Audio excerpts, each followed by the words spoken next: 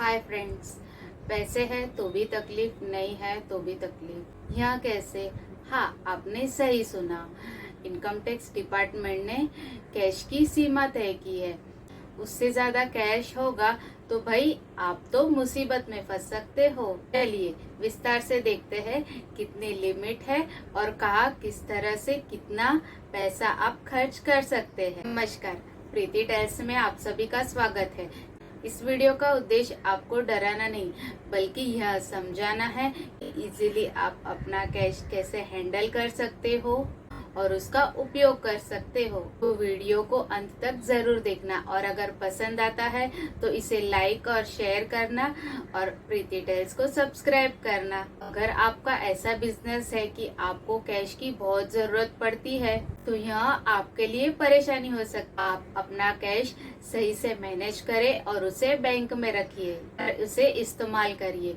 हमारी सरकार ने बहुत सारे नियम बनाए हैं और कैश की जरूरत तो पड़ती ही है यूज के लिए, है कि हमारे छोटे मोटे जो खर्चे होते हैं वो हम कैश से ही करते हैं। अगर आपके पास जो कैश है उसकी जानकारी इनकम टैक्स डिपार्टमेंट को लग जाती है तो यह मुसीबत की बात हो सकती है। बहुत लोग बिन कारण से कैश घर में रखते हैं, वो बहुत ही मुसीबत की बात है।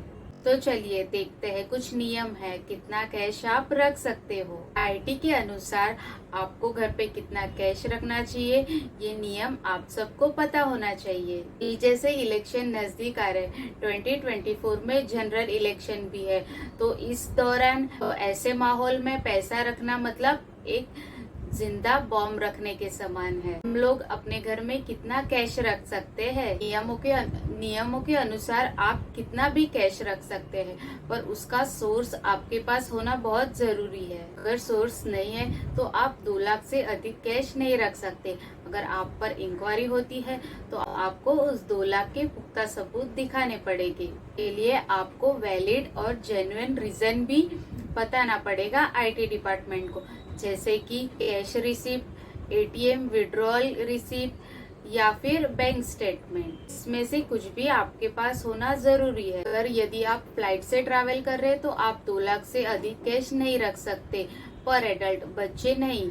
अगर इंक्वायरी होती है और आपके पास पुख्ता सबूत नहीं मिलते हैं तो आपको मनी लॉन्ड्रिंग के केस में अंदर भी किया जा सकता है। No cash more than 2 lakh अगर आप कैरी करते हो तो उसका पुख्ता सबूत भी आपके पास होना चाहिए और किस जगह ये पैसे यूज करने हैं उसका भी पुख्ता सबूत आपके पास होना जरूरी है। अब कैश इन बैंक की बात करते हैं।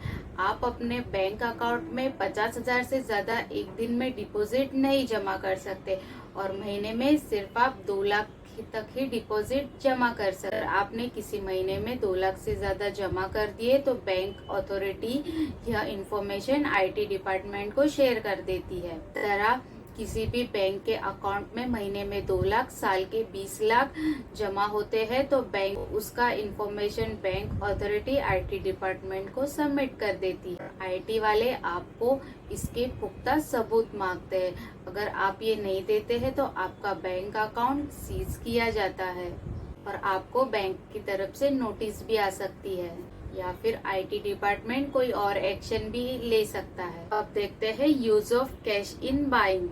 कैश से आप दिन में 2 लाख तक की ही शॉपिंग कर सकते हैं। अगर उससे ज्यादा आप शॉपिंग करते हैं तो आपके साथ सेलर को भी आप मुसीबत में डाल सकते हो। 30 लाख से ज्यादा प्रॉपर्टी बाइंग और सेलिंग पर भी पुख्ता सबूत लगते हैं ना आईटी डिपार्टमेंट का सामना करना पड़ता है। आप ये भी नहीं कह सकते किसी रिश्तेदार ने आपको दिया है, क्योंकि गिफ्ट भी आप 2 लाख से ऊपर का नहीं दे सकते।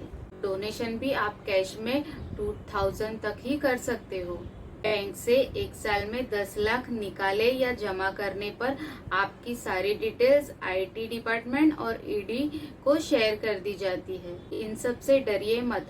आपको हर ट्रांजैक्शन के वैलिड और पुख्ता सबूत रखने बहुत जरूरी है और सारी बताई हुई बात को ध्यान में रखना है, इसे अनदेखा नहीं करना है।